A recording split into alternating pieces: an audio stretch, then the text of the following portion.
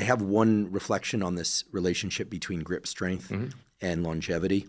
Just a little bit of neuroscience. You may be familiar with this, so forgive me if you are, but for the listeners as well. The motor neurons that control movement of the torso lie closer to the midline on both sides of the spinal cord.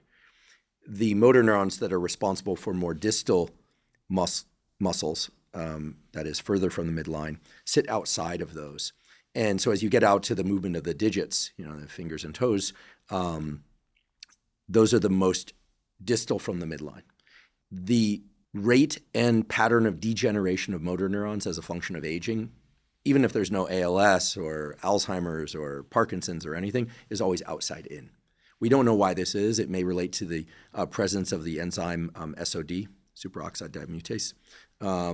But it does seem that people that train their peripheral strength, they can offset some of that outside to in or distal to more close to the midline degeneration. So I believe, and this is just a belief, that it's not just correlative, that when one trains their periphery, they actually can offset some of the degeneration. It's also the way it's mapped in the brain, which is a kind of a discussion outside of here. We'd need to get some diagrams up for people to really conceptualize that. But it's also the case if you look at older people, 70, 80, 90, their calves are generally atrophied, even if their torso is still very thick and muscular if they did training. So I feel like obviously training the core and the torso is so key, but training the peripheral muscles, at least from the perspective of longevity, it makes sense why that would be important. Well, there's so many reasons, obviously, to do that. So I think that whether you choose to do that directly with grippers and there are some other devices, obviously unlimited number of devices and exercises,